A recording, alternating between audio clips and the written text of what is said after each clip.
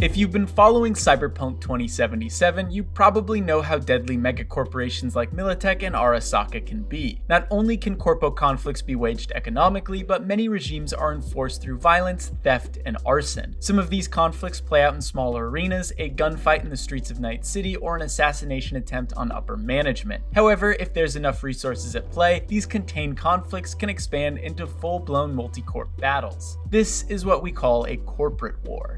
Although there were 3 corporate wars prior to the 4th, obviously, the 4th corporate war played a big part in shaping the corporate, cultural, and environmental landscape of Cyberpunk's universe. Even though the war ended 50 years before the events of Cyberpunk 2077, remnants of the war are and always will be present in Night City. But before we dig into the 4th corporate war, let's take a look back at the previous corporate wars. From 2004 to 2016, corporations were involved in 3 distinct wars. Most of these conflicts were fought by security personnel and mercenaries with high-tech weaponry. The first war was between Epic Games and Apple, EBM and Orbital Air for control over the remains of the failing company, Trans World Airlines. Ultimately, Orbital Air forced EBM to surrender and they took control of Trans World Airlines' assets. Although this war only lasted from 2004 to 2006, it set a dangerous precedent for other corporations. It meant that violence and warfare were viable tactics. Many corporations beefed up their security departments when the dust settled.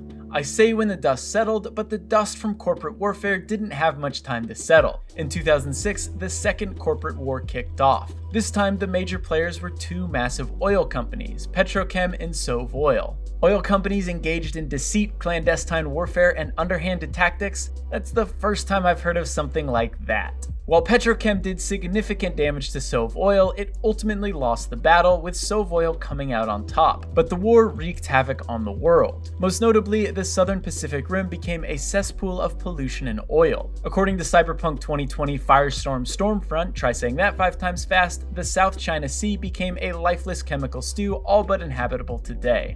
Nations and economies were destroyed in the fallout, and Sovoil was forced to pay reparations. The second corporate war was also the first time a corporation blatantly ignored governments and nations in order to secure a victory. The third corporate war played out a little differently than the last 2 due to the fact that it was mostly fought on the net. This war was between investment counselors Merrill, Asukaga, and Finch and the Rothstein Fund, a subsidiary of the Bank of New York. MANF was embezzling money from the Rothstein Fund. When the Rothstein Fund uncovered MANF's scheme, they notified the Los Angeles District Attorney's Office. MANF retaliated by launching a netrunner assault on the Rothstein Fund. A few months later, MANF left the corpses of 2 Rothstein execs on the DA's doorsteps. The Rothstein Fund dissolved shortly after.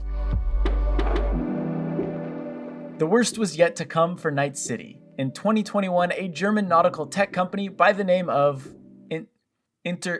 International Handelsmarine Act, or IHAG for short, came into some financial trouble. 2 competing nautical companies caught wind of IHAG's financial downturn, and both attempted to swoop in and take control of the sinking, pun intended, Nautical Corp. Those companies were Ocean Technology and Energy Corporation, OTEC for short, and a French company I'm not going to try to pronounce, which we'll call Sino for short. IHAG, OTEC, and Sino had been ruthless competitors for years, vying for economic dominance in marine biotechnology. When IHAG filed for bankruptcy, OTEC and Sino opened bids to acquire the company. Unfortunately, before a Sino negotiator could present a buyout offer to IHAG, she was kidnapped. I wonder who or what could have been behind that. Wasting no time at all, OTEC signed a protection security contract with Militech, a huge tech and weapons corporation that had been in competition with Arasaka for years. Of course, this caused Sino to partner up with Arasaka, the Japanese-based megacorporation. This more or less kicked off a proxy war between Militech and Arasaka. Officially, both corps are trying to sway the outcome of the IHAG takeover. Unofficially, the 2 major corporations found a reason to launch a clandestine conflict known as the Shadow War. Most of the attacks during this period consisted of assassination, theft, and net raids between Arasaka and Militech. The shadow raids didn't last long though. As the covert operations of both companies came to a head, war broke loose. Known as the Hot War, many corps and security specialists picked a side and fighting broke out in all major cities worldwide. At this point, the dispute between Sino and OTEC had been resolved, but the 2 massive security corps were just getting started. This squabble was shaping up to be much bigger than the corporate wars before it. Both sides were escalating the conflict every chance they got, investing investing heavily in weapons technology. Very few parts of the world were off limits, and entire economies, societies, and cultures suffered because of it. Most notably, in 2023, international trade collapsed. The net also suffered from the conflict. It was rife with deadly programs and dark areas thanks to Militech and Arasaka's handiwork. NetWatch, the internet police, couldn't contain the virtual damage either. Eventually, the pre-Fourth Corporate War net deteriorated and died.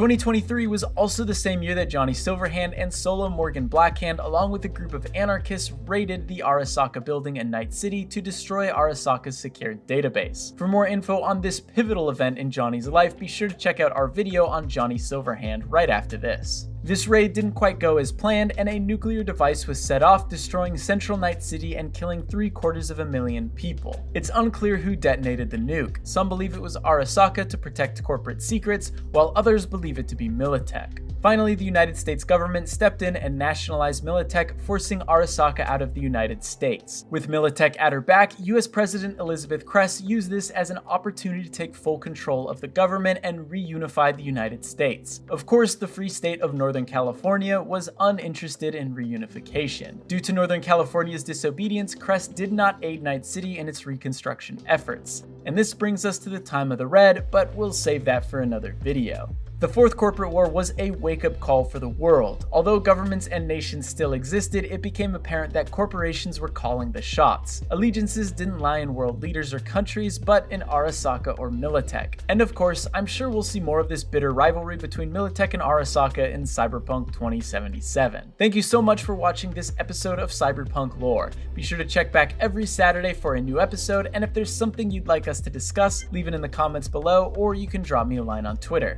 See you next time.